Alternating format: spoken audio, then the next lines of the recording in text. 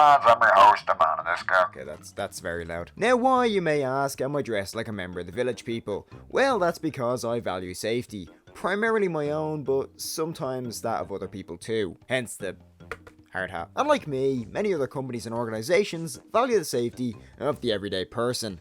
And that's where safety videos come in. But how exactly they go about making these videos is not always great. Whether it be awful acting, or scenes that be more fitting in a Transformers movie, today we're looking at terrible safety videos / advertisements that are difficult to be taken as seriously as the creators wanted us to. Now before we get into this, I'm just gonna say viewer discretion is kind of advised when it comes to these things. Although they aren't exactly the peak of production, a lot of them still depict injuries, so I'm gonna have to blur some scenes just so this video doesn't get age restricted. Now with all that said, where better to start than road safety videos. The RSA, or Road Safety Authority here in Ireland, is notorious for these sort of things, whether it be for drunk driving or learning to cross the road. But remember, you need the code to cross the road. It was our fellow island dwellers up north that dropped this Michael Bay-esque advertisement, depicting a group of school children. Well, I know this is meant to be eye-opening to anybody watching it, but let's be realistic, it looks like a scene stripped straight out of a Bollywood action movie. There's this masterpiece hailing from Wales, which really captures the spirit of the 2000s, with their terrible fashion sense, and even worse acting. It involves a group of teenagers cruising around in their car, before being involved in a head-on collision with a motorcycle, in which the motorcycle somehow comes out on top. Now I'm gonna have to blur the aftermath of this because there's a lot of missing limbs, but the sounds are really a treat for the ears.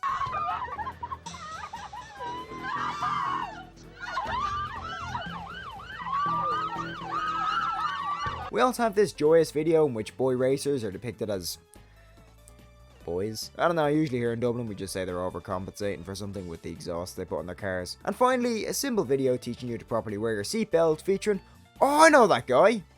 Wait. Next up, work safety ads. The lads down under are first up, and here featuring our good old friend Death. We witness the importance of reading your safety manual and not trying to drive a car with a fucking chainsaw on your lap, which I thought would have been common knowledge. You know, not carrying something built to chop through fucking trees on your leg. The best workplace safety videos, however, are the ones from the 80s and 90s, which are just brutal. I mean, the scenes are just straight out of slasher movies like Halloween, and pretty much the same level of acting. See, the real question I get from these sort of things is, what am I meant to be learning? If they're trying to create a sense of fear, I mean, fair enough, I now have an irrational fear of forklifts. But watching one of these nowadays, it's kind of the same experience as walking through one of them crappy carnival horror houses. The 70s was also a glorious time for these sort of things, alongside music, oil crises, and of course a little thing called the Vietnam War. First off, we have this one about the dangers of grabbing things from a lake. Yeah, okay, let's be honest, I know what they're trying to say, the dangers of underwater obstacles if you fall into a lake. It's just kind of amusing to me because it looks like it was shot with the same camera that they used to take the picture for the album cover of Black Sabbath. Then we have another one on the dangers of touching pylons. What the hell even was the 70s? Oh, 1 second. Ma!